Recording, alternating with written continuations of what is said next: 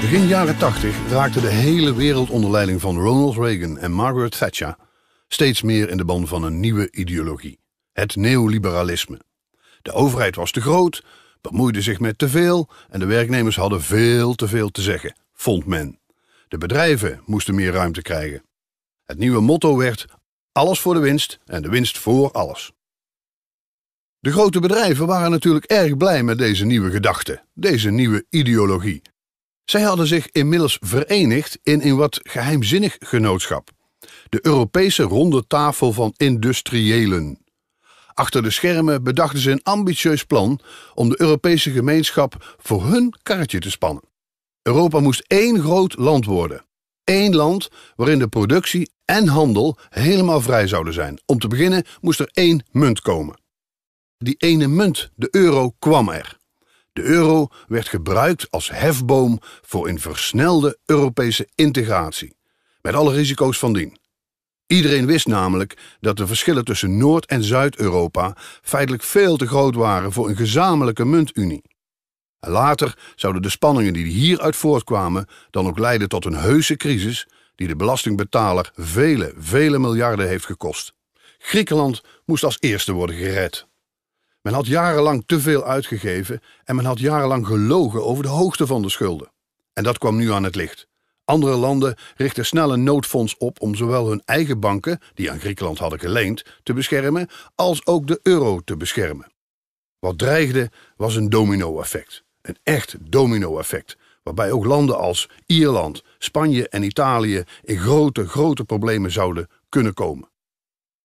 De vrienden van de superstaat Europa zagen in al deze ellende, veroorzaakt door het vrije spel van het kapitaal, een kans. Een kans om wederom te pleiten voor één Europese staat, gebaseerd op neoliberale principes. Landen die hun schulden niet langer konden betalen of waarvan dat dreigde, moesten fors gaan bezuinigen, de lonen verlagen, pensioenstelsels verslechteren, de sociale zekerheid verder afbreken en overheidsbedrijven verkopen. Europa kent een lange geschiedenis en wederom staan we op een kruispunt. Maken we van Europa een superstaat en van ons land een provincie van die staat? Of werken we goed en intensief samen in Europa, maar met behoud van soevereiniteit? Het is aan jou, nu, op dit moment. En denk niet, dat gaat mij niet aan, want de gevolgen zullen voor iedereen voelbaar zijn. Laat het je niet overkomen. Kies.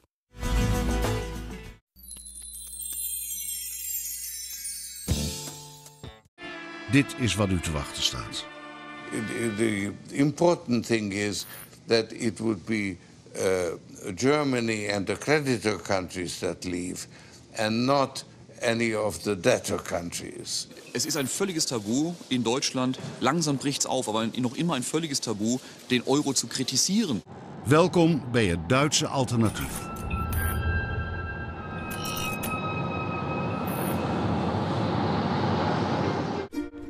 Dit verhaal begint in New York. Hoog in het kantoor van de legendarische investeerder George Soros. I'm at your disposal. Hij schreef in september vorig jaar een provocerend artikel in de New York Review of Books. Terwijl iedereen sprak over de mogelijkheid of onmogelijkheid van een Grieks of Spaans vertrek uit de eurozone, draaide Soros de zaak spectaculair om. Germany plays a dominant role in Europe.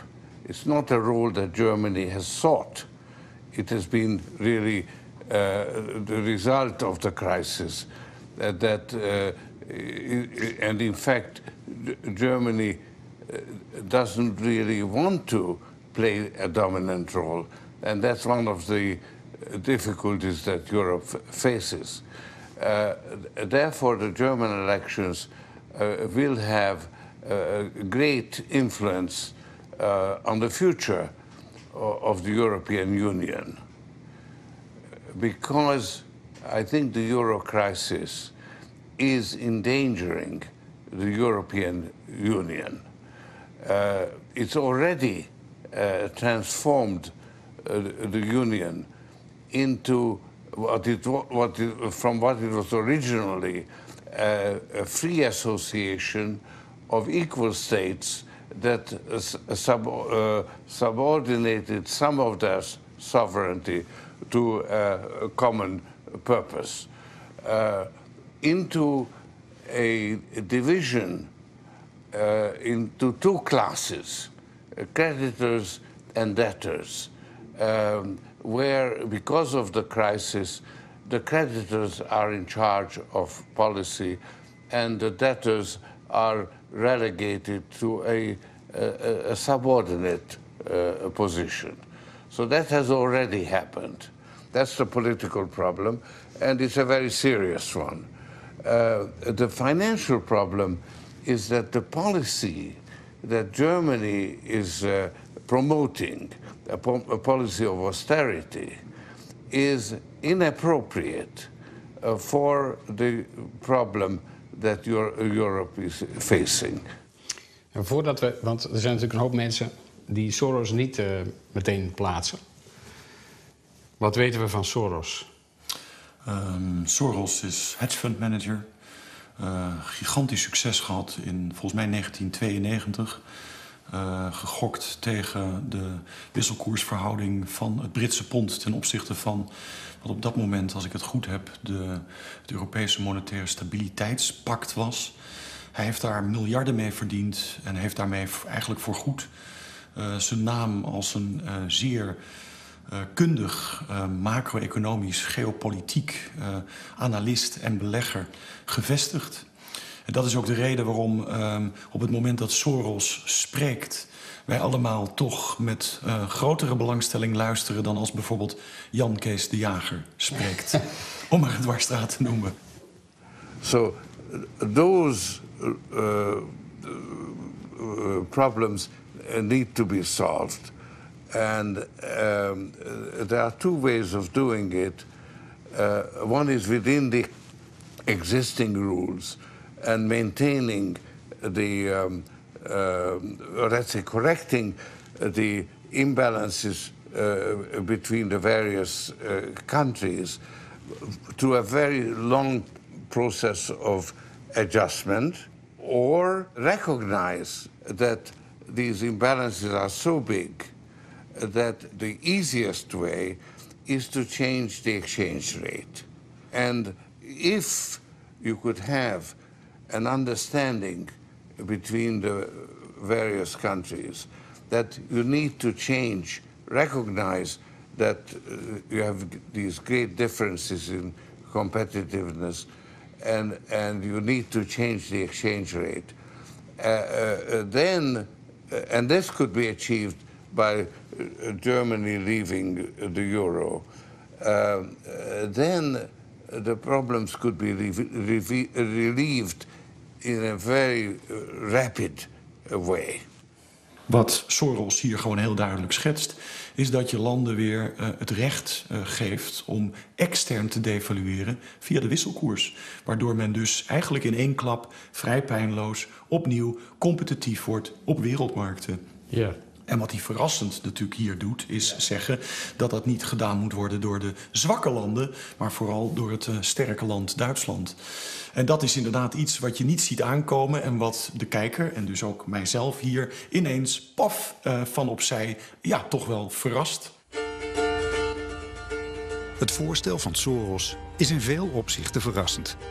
Want behalve tegendraads is het natuurlijk ook politiek incorrect. Wie vandaag de dag vraagtekens plaatst bij de euro, krijgt immers onmiddellijk het verwijt van populisme en wordt in de rechtsradicale hoek gezet. Op de beurs van Frankfurt spreken we met beursanalist Dirk Müller, die dat aan de lijve ondervindt.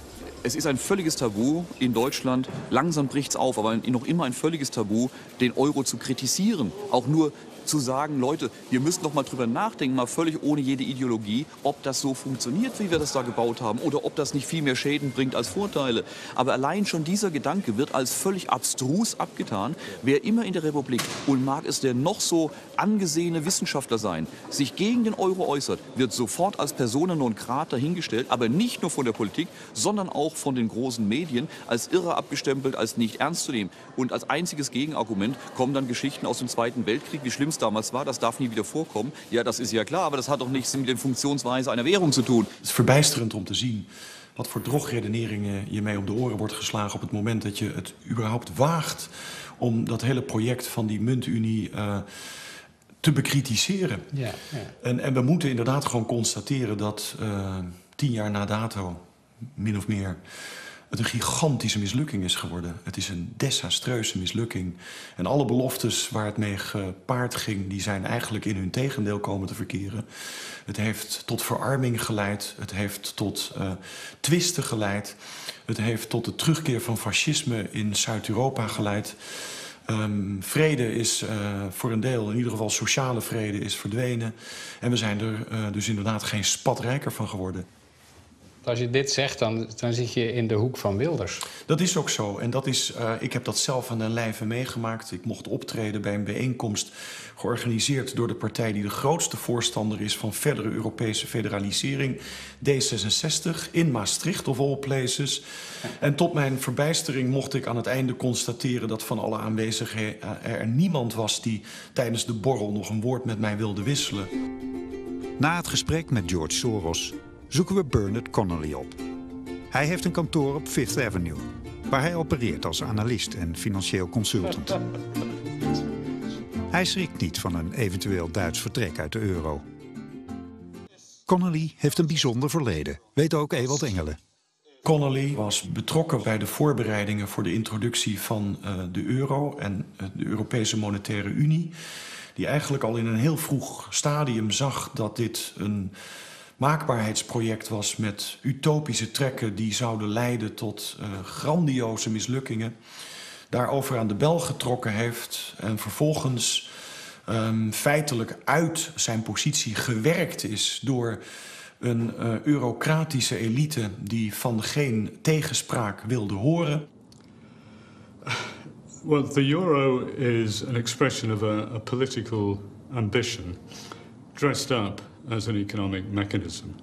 And 20 years ago, the propaganda produced by the European Commission, for instance, was that the single currency would enable the countries of Europe to maintain and to increase their prosperity, to bring forth the full fruits of the single market, to increase stability, to eliminate boom busts, to make financial systems stronger, and generally to make everyone happier and nicer and better.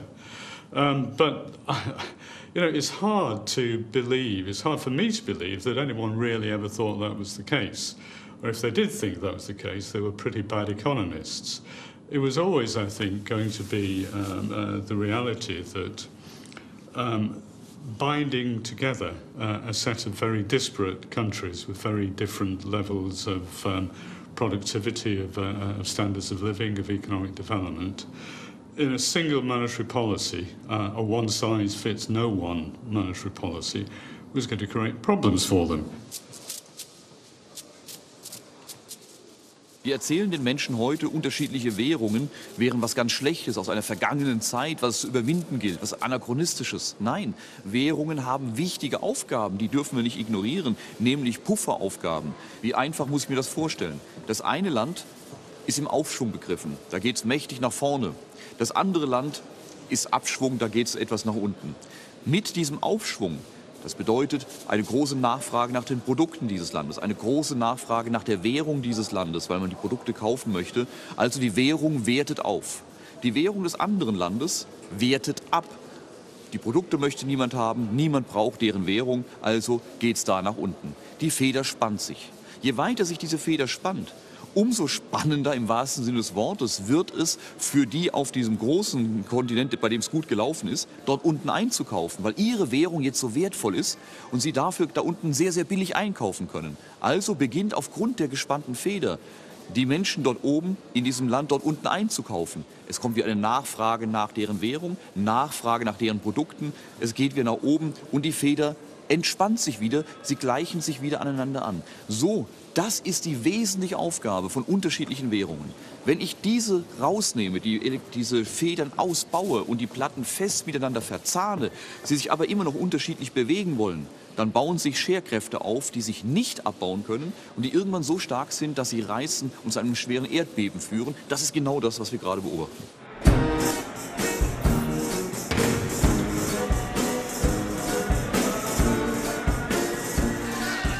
There were flaws in the euro construction that were not recognized at the time.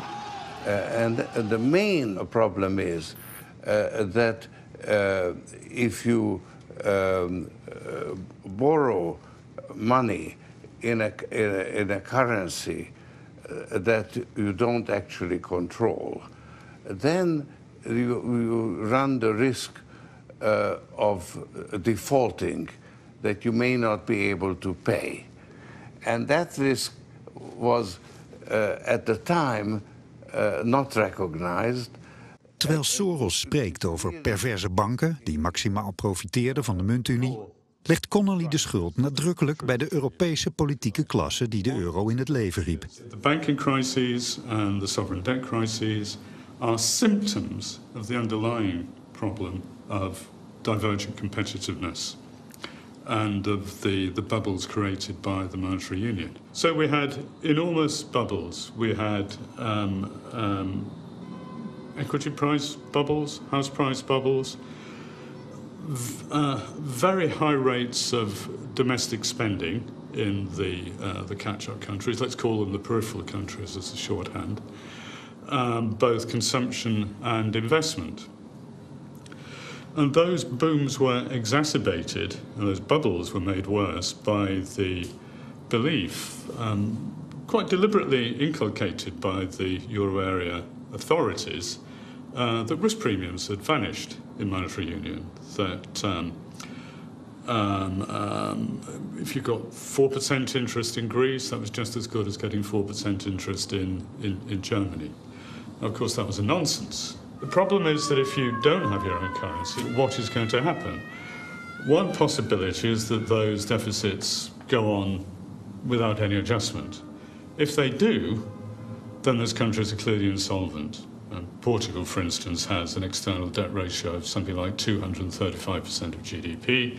They continue to get worse, and despite what the IMF says, will continue to get rapidly worse. The country is insolvent within monetary union. The same goes for Greece, the same goes for Spain. Arguably, the same goes for France and Italy. Je moet jezelf niet het juk laten aanmeten, wat we dus wel gedaan hebben bij de introductie van de Europese Monetaire Unie, waarbij je niet het instrument van afwaardering van je munt tot je beschikking hebt. En dat is eigenlijk gewoon toch het hele eieren eten. We hebben met die muntunie politiek besloten om ons de toegang tot dit instrument te ontzeggen. Terwijl we altijd eigenlijk in ons achterhoofd rekening hadden moeten houden met een financiële crisis van de schaal die we in 2008 hebben meegemaakt, die in feite dat hele bouwwerk volledig ontwricht heeft. Maar niemand hield in de jaren van voorspoed op krediet rekening met ontwrichting. En dus zitten we nu in een moeras waar geen uitweg is. Bernard Connolly schetst de scenario's. The extent of structural reform you would need to get out of the mess that the countries are in is just, unthinkable. We did some calculations that suggested that, for instance, for Greece, to resolve its problems through structural reform would require a doubling, 100% increase in productivity in Greece. Now, that would be nice if it happened, and we could all sit down and pray that it happens, but it's not going to. It's simply not feasible. So the German recognition that maybe we need a little bit more austerity, maybe there's something not quite right here, doesn't really get you very far. What they need to realise is that basically they've got four choices. Either they leave or someone else leaves, and there are all sorts of financial problems as a result of that. Or there's a massive depreciation of the euro, which basically means the expropriation of German savers. Before, I suggested that to solve the problems of Greece or Spain, you'd have to have a euro at 30-something cents against the dollar. Standard economic models would suggest that the effect of that, and combined with how you get there, which basically means suppressing all interest rates, would raise the German price level by 70%, 70% over 5 years. And with interest rates by construction at zero, that is an expropriation of 70% of all German savings. Can't happen. So, or you have a transfer union, you pay 10% of GDP a year forever. That's not going to happen either. What the German government is shying away from is a recognition that there are no routes out of this mess that are not disastrous, but that the least disastrous route would be a breakup of the area, because that is completely contrary to all their political beliefs and ambitions for the past 60 years. The adjustment process, which without a change in the exchange rate would take probably forever. In fact, it may never actually occur if we continue on the current course, because the debtor countries are at a constant disadvantage that makes it difficult for them to regain competitiveness. So they are really frozen into being permanently disadvantaged. That's the present situation.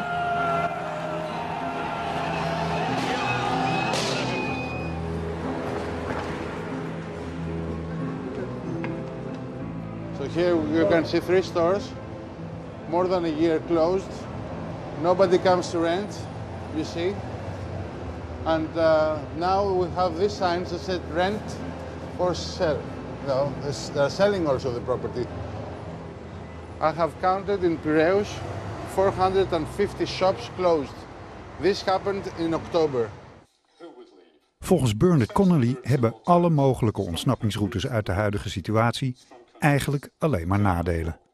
If no adjustment means everyone goes bust, if adjustment through depression deflation means that all the peripheral countries go bust, so their creditors don't get anything anyway, if a transfer union is not possible without bankrupting Germany, what else? Could you improve the competitiveness of the peripheral countries through a massive depreciation of the euro? Well, again, in theory, yes, you could. But how big would that depreciation have to be? Well, some calculations we've done suggest that in the case of Greece, for instance, just using the dollar as a proxy for all other countries, the euro would have to go down to 34 cents against the US dollar. In the case of Spain, the corresponding calculation is 38 cents. On the other side of the coin, for full equilibrium in Germany with a current account position that didn't imply it was going to give, is in effect giving money away forever, you would have to have the euro go to something like $2.35 against the dollar.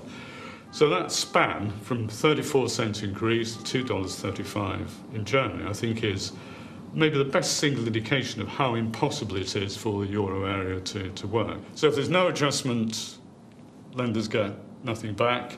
If you try to continue the adjustment process, you still don't get anything back because your borrowers just gone bust. So what else can happen? The important thing is that it would be Germany and the creditor countries that leave, and not any of the debtor countries, because the debt is denominated in euros. So if you want to adjust the exchange rate, you take the Germany out of the euro, then the German currency would depreciate. The euro would fall in real terms, and therefore the accumulated debt would also fall in real terms, and suddenly the debtor countries would become very competitive. Zowel Zoals als Connolly stellen voor dat dit idealiter zou uitmonden. Het is een bad situation en daar moeten we uit. Het ideaal is dan, laten we dat dan vooral doen door de noordelijke lidstaten, het noordelijke blok uit de eurozone te laten treden, ten einde de effecten voor het zuidelijke blok zoveel mogelijk te beperken. Maar als je dat doet, betekent dat onherroepelijk een enorm welvaartsverlies voor die noordelijke lidstaten. Ja, dat tekent meteen de enorme politieke problemen die dat met zich mee zal brengen. Dat maakt die optie politiek onbespreekbaar. Zien we weer nu met Duitse verkiezingen. En dan hou je een derde oplossing over die geen oplossing is. Namelijk de transfers, de vermogensoverdrachten van noord naar zuid. Tot in lengte van jaren. Connolly zegt eigenlijk voor altijd. Voor altijd. Dat is immens, dat is politiek onverkoopbaar. Maar is economisch veel minder schadelijk dan de omgekeerde situatie. Ja. Omdat wij dat simpelweg kunnen betalen. We hebben enorme vermogens uitstaan in die andere perifere lidstaten. Wij zijn schat en schatrijk. Wenn Deutschland austreten würde, dann würde der Euro abwerten, die neue deutsche Währung würde aufwerten. Für die Schuldensituation Deutschlands wäre das ganz interessant, denn unsere Schulden würden damit deutlich leichter werden. Sagen wir mal ganz grobe Hausnummer, 20% leichter werden. Der Euro ist für die deutsche Wirtschaftsleistung zu schwach, etwa 20% unterbewertet. Das führt natürlich zu Vorteilen im Export, mag man sagen, weil es dadurch so schön günstig wird, fürs Ausland in Deutschland einzukaufen. Hier endet die Geschichte in der offiziellen Erzählreihe. Aber hier beginnt sie eigentlich erst für mich, denn diese Medaille hat eine zweite Seite. Was bedeutet denn, dass unsere Währung 20% unterbewertet ist? Das bedeutet, dass unsere Bürger, unsere Mitmenschen mit einer 20% zu schwachen Währung bezahlt werden für die starke Leistung, die sie erbringen. Das Geld auf den Konten eine 20% zu schwache Kaufkraft hat. Die Bürger müssen zu viel Geld ausgeben für alles, was wir importieren. Benzin, Apple-Produkte, was ihnen alles einfällt. Das fehlt an Kaufkraft. Hätten wir eine stärkere Währung, dann hätten wir eine wesentlich stärkere Binnenkaufkraft und wesentlich stärkere Binnenkonjunktur. Ob dadurch der Export sehr drunter leiden würde, sei dahingestellt. Als wir die D-Mark hatten, eine Währung, die nicht unterbewertet war, sondern stets zu unserer Leistungsfähigkeit passte, war Deutschland Exportweltmeister. Wir exportieren Hochtechnologie, Automobile, Maschinenbau. Die verkaufen wir nicht über den Preis, sondern wir verkaufen sie, weil dort Innovationen eingebaut sind, die eben woanders in der Welt in der Form nicht eingebaut werden können. Deshalb kaufen wir unsere Maschinen, weil sie länger halten, weniger Ausfallzeiten haben. Wir würden im Export vielleicht ein bisschen federn lassen. Aber dafür hätten wir eine wesentlich stärkere Binnennachfrage und damit eine viel gesündere, ausgeglichenere Wirtschaft. Also von daher, wenn man sagt, der Euro hat Deutschland so viele Vorteile gebracht, muss man fragen, wen in Deutschland genau meinst du? Wenige starke Exporteure oder die Masse der deutschen Bevölkerung? It's not obviously nonsense for Germany and the Netherlands to share a currency. It is obviously nonsense for Germany and Spain to share a currency. So in some ways it makes sense for Germany and its satellites, if you forgive me for calling them that in this context, were to leave. It would make sense for the southern countries. The big political problem about the German countries leaving is, what do you do about France? Where does France fit? Does it leave with the others? Whether it does or it doesn't, France is simply not going to be a giver in a transfer union. It will have to be a substantial taker. And that's really important because if you try to add up the potential costs to the one feasible giver, that's Germany, they come to something like 10% of German GDP every year, forever. And what is depends what sort of interest rate you choose to use, but the present value of that stream of 10% of GDP forever comes to something like 300% of German GDP or 7 trillion euros, something of that order. And 300% of GDP is bigger than the intended stream of reparations imposed on Germany in the Versailles Treaty. It's very hard to see any way out. I'm scared. Waar je het van zou verwachten, de sociaaldemocraten of zo, die gaan dit niet zeggen. Dat vind ik zo. Alleen degenen die het zeggen in de uitzending, dat zijn grote speculanten, eigenlijk de grootste speculanten van de wereld, en een paar beursanalisten. Dat is toch bizar? Ja. Ik ben een gelover in wat ik dan maar noem het vuilnisbakmodel van politieke besluitvorming. in die vuilnisbak zwerven oplossingen rond op zoek naar een probleem. En als je gaat kijken naar de geschiedenis van de Europese Monetaire Unie, dan zie je dat al vanaf de jaren 50 er plannen voor een muntunie circuleerden op allerlei burelen in Brussel en andere Europese hoofdsteden. Dus die plannen zijn niet nieuw, die zijn oud. En daar zijn allerlei varianten van geschreven. En meestal is het zo, in datzelfde vuilnisbakmodel van politieke besluitvorming, dat de omstandigheden rijp moeten zijn voor het naar voren halen van een oplossing en daar dan vervolgens een probleem bij verzinnen, die ertoe leidt dat je dus inderdaad tijdelijke coalities kunt smeden, waardoor uiteindelijk die plannen ook gerealiseerd kunnen worden. En dat betekent dat daar dus voor een deel wel degelijk conspiracy-elementen in aanwezig zijn. Er zijn partijen geweest die zagen dat zij baat zouden hebben bij de introductie van zo'n muntunie. En dan moet je vooral vooral gaan zoeken in de richting van grootzakelijke, grote bedrijven, grote banken, grootzakelijke hoek. There is a permanent bloc whose interests, when taken together, have produced a system whose effects are evil. I feel quite justified in saying that. I think one has to attribute a degree of culpability to that. Now, we all act in our self-interest to a greater or a lesser extent. But I think one can't have a blind spot. One can't look at what is happening in the southern countries and say, oh, well, you can't make omelettes without breaking eggs.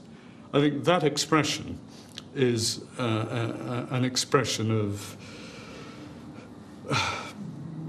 moral inversion, maybe moral perversion. But that is the attitude of the European authorities. You can't make an omelette without breaking eggs. The eggs are millions of people in the southern countries. The omelette is, well, we get to run the world.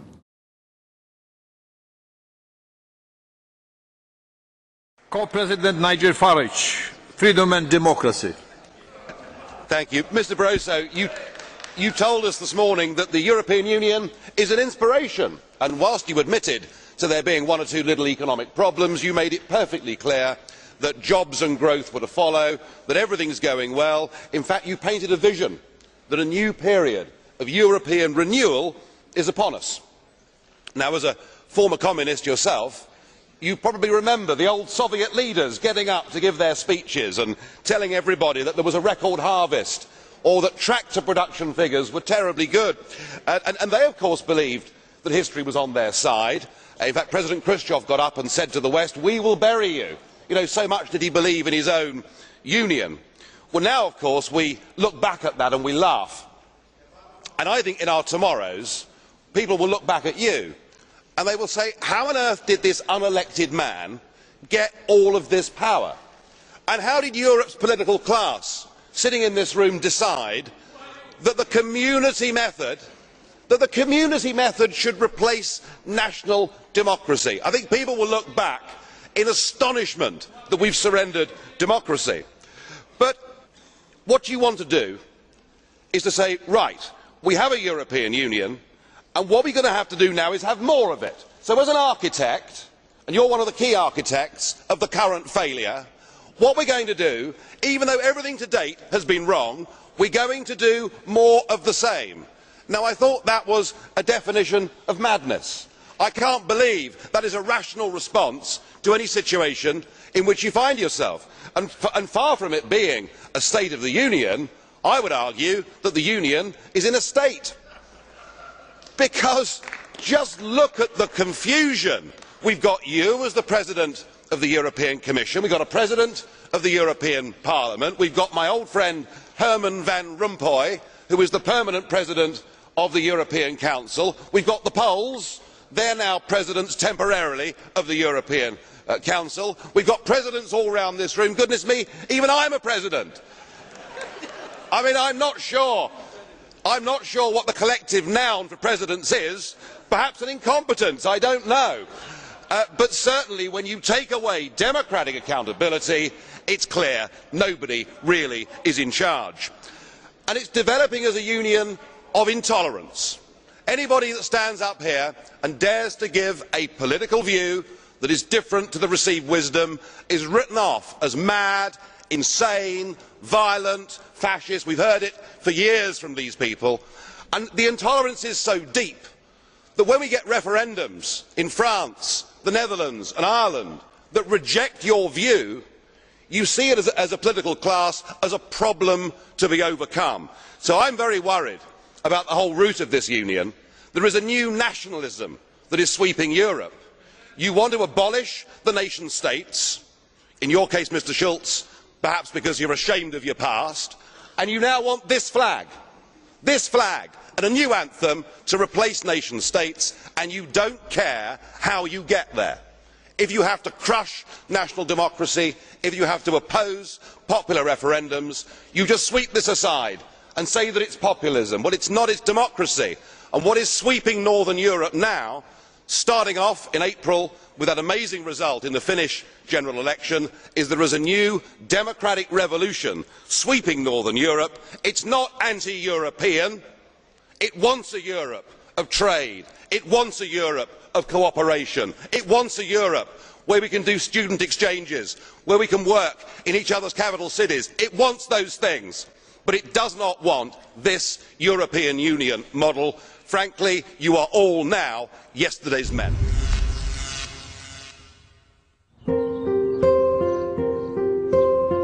After 50 years in Parliament and 11 as a cabinet minister, I've had some experience of democracy, the limits to it and the threats to it. And all the power that I ever had I got from those who voted for me and to whom I was accountable and from whom I learned everything. The basis of democracy is the belief that we were all born equal and that equality must be accepted by those in power. We should live peacefully. We don't want army. We don't want gunshot in the fight. Probably the main lessons, if you don't keep up the pressure for democratic control, you lose it. It's use it or lose it. And that is something that people find hard to understand. There is never a final victory for democracy. It's always a struggle in every generation. And you have to take up the cause time and time and time again. Mevrouw de voorzitter, dit kabinet heeft ons mooie land kapot gemaakt. En daar kun je alleen maar boos van worden. En dat ben ik dan ook, boos. Alles wat moet groeien, krimpt. Onze economie, de export, het consumentenvertrouwen, de investeringen. En alles wat moet krimpen, groeit bij dit kabinet. De belastingen, het aantal werklozen, de faillissementen. Premier Rutte, mevrouw de voorzitter, voert op bevel van Brussel een vernietigend beleid van belastingenverhogingen en dom bezuinigen. En het resultaat zien we. Nederland verarmt iedere dag. In generations to come, children will be told a story. They'll be told that once upon a time, Europe was divided. There was a big wall down the middle of it, and the people in the East were very poor, and they had no democracy, and they lived under an evil system called communism that killed millions of its own people. But joy of joys, the wall came down, and we finished up with 27 nations, and those people lived in democracy, and 500 million people lived in peace. But sadly, no, there is more. I promise you there's more.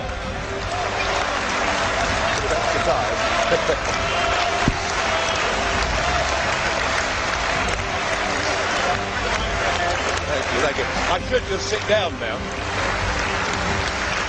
Well, I must say, that's the first time I've ever received such applause, and I am tempted, Mr. Verhofstadt, I am tempted to sit down, but if I may, sadly, the story continues, the politicians in charge became very greedy, and they wanted money for themselves, and they wanted power, and so they resorted to lies and deceit, and they staged the most spectacular bureaucratic coup d'etat that the world had ever seen. But they didn't need to use any bullets to do it. They were much cleverer, much more scheming than that. No, what they did is they put in place a new treaty. It was called the Lisbon Treaty. And then they gave 27 people total unlimited power. These were to be the people. These were to be the people that made all the laws. Of course, they already had a flag and they already had an anthem, but they went about building a new state. But they ignored the people. And what they did, whether they knew it or not, is they recreated the very evil system that the people in Eastern Europe had lived under before. But the incredible thing was that many of the new bosses had also worked for that same evil system before. Well, of course, the plan was flawed, and their fanciful monetary scheme collapsed. But still, the new bosses wouldn't listen to the people. No, they made life tougher and tougher. They put tens of millions into poverty. They denied people a say. And in the end, those people had to resort to violence to get back their nation states and their democracy. And the moral of the story is they had learnt nothing from history. Members of the European Parliament, before you give this Commission power, remember that 60 years ago, an Iron Curtain came down on Europe. That now, with this Commission, there is an economic iron fist, and it's being felt in Greece today. We cannot build Thank you, Mr. President. Thank you very much. Thank you, Mr. President. Thank you. Thank you very much. So wie ich es beobachte, sind sehr für Europa eingestellt. Die können sich gar nicht vorstellen, dass da noch Grenzen sind, wo man plötzlich wieder einen Schlagbaum hat. Das will keiner. Wir wollen gemeinsames Europa. Nur, wir müssen es richtig machen. Wir müssen es für die Menschen machen. Und das bedeutet keine Gleichschaltung. Wir sollen kein einheitliches Europa mit Zentralregierung und Fünfjahresplan werden, sondern ein dezentrales Europa der Regionen, die miteinander vernetzt agieren. So wie das Internet heute. Die Menschen millionenfach vernetzt, nicht alle gleichgeschaltet, vernetzt miteinander. So ein Europa der Regionen, das vernetzt miteinander wunderbar koordiniert, agiert, aber jeder nach seinen Möglichkeiten, nach seinem Tempo. Und das brauchen wir. Nur wenn wir es so machen wie jetzt, dann fahren wir Europa an die Wand. Und ich möchte sogar weitergehen. Ich möchte das umdrehen, was seit Jahren hier als Mantra in Deutschland postuliert wird. Ich drehe es um. Wer heute noch für den Euro das Wort spricht, so wie wir ihn heute haben, ist der eigentliche Gegner Europas. Das ist derjenige, der Europa spaltet. Wir sehen die Konsequenzen in Griechenland, in Spanien, Italien. Der Euro ist so wie wir heute haben, ist zum Spaltpilz Europas geworden. Und wer dafür das Wort spricht, der ist der eigentliche Feind und Gegner Europas und nicht andersrum.